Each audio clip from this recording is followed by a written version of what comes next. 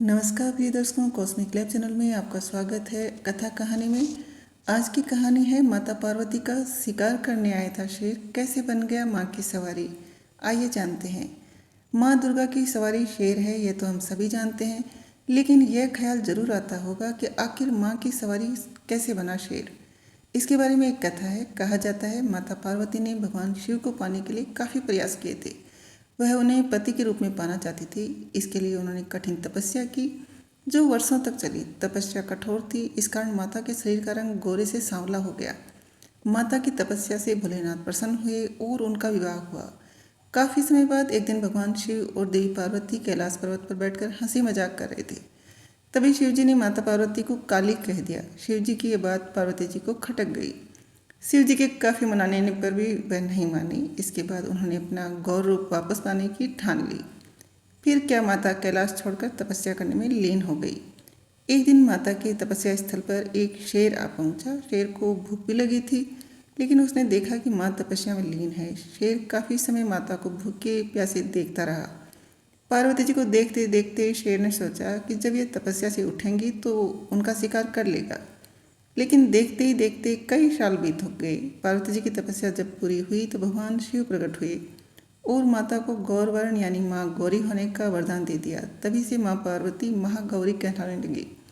तपस्या पूरी होने पर माँ पार्वती ने देखा कि शेर भी उनकी तपस्या के दौरान भूखा प्यासा बैठा है।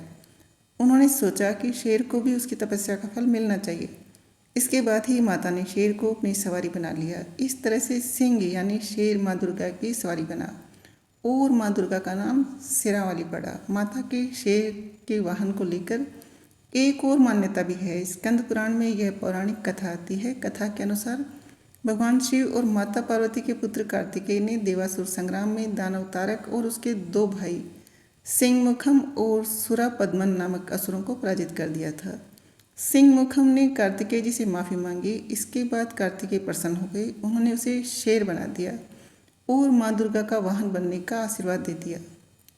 ज्योतिष के अनुसार जब पितृ अपने परिवार से मिलकर धरती से लौटते हैं तब माँ दुर्गा पृथ्वी पर पधारती हैं। उसी दिन से नवरात्र की शुरुआत हो जाती है। दिन के हिसाब से माँ के अलग अलग वाहन होते हैं जो भविष्य का संकेत भी देते हैं। माँ दुर्गा के वाहन डोली, नाव, घोड़ा, भैंसा, मनुष्य और हाथी भी होते हैं। मान्यता के अनुसार अगर नवरात्र रविवार या सोमवार से शुरू हो रहे हैं तो माँ का वाहन हाथी होता है, जो ज़्यादा बारिश के संकेत देता है। यह इस बात का भी संकेत देता है कि आपका यह साल खूब अच्छा बीतेगा, शुभ परिणाम मिलने की संभावना है। वहीं अगर नवरात्र मंगलवार और शनिवार से शुरू हो तो माँ का वाहन घोड़ा होता है, जो सत्ता परिवर्तन का संकेत देता है। इसके अलावा गुरुवार या शुक्रवार से शुरू होने पर माँ दुर्गा डोली में बैठकर आती है। ये तांडव और जन धन हानि का संकेत है। बुधवार के दिन से नवरात्र की शुरुआत होती है तो माँ नाव पर सवार होकर आती है और अपने भक्तों के सारे कष्ट हर लेती है।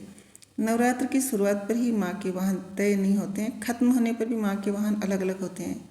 अगर नवरात्र का समापन रविवार या सोमवार को हो रहा है तो माँ दुर्गा भैंसे की सवारी करती है। इसका मतलब होता है कि देश में शोक और रोग बढ़ेंगे। शनिवार और मंगलवार को नवरात्र का समापन हो तो माँ जगदम्बे मुर्गे पर सवार होकर जाती है। मुर्गे की सवारी दुख और कष्ट की वृद्धि की ओर इशारा करती है।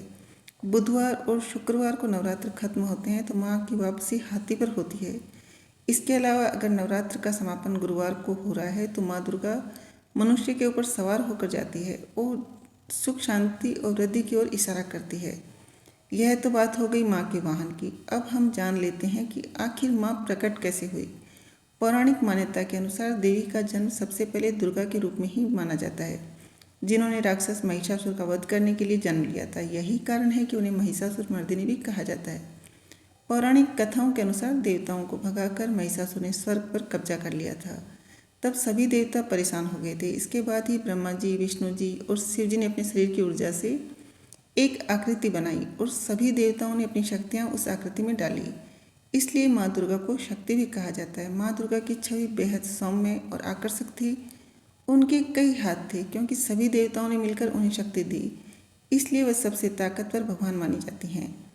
उन्हें शिव जी का त्रिशूल, विष्णु जी का चक्र, ब्रह्मा जी का कमल, वायुदेव से नाग, पर्वतों के देवता हिमांश से कपड़े, धनुष और शेर मिला। ऐसे एक एक कर शक्तियों से वह दुर्गा बनी। युद्ध के लिए तैयार हुई माँ और महिषासुर के बीच भीषण युद्ध हुआ। यह युद्ध 9 दिन तक चला, इसलिए नवरात्र 9 दिन मनाया जाता है। इससे जुड़ी अन्य कथाएं भी है, जैसे नवरात्र को माँ दुर्गा के 9 रूपों से जोड़कर देखा जाता है। कहते हैं कि हर दिन युद्ध में देवी ने अलग अलग रूप लिया था, इसलिए 9 दिन 9 अलग अलग देवियों की पूजा की जाती है।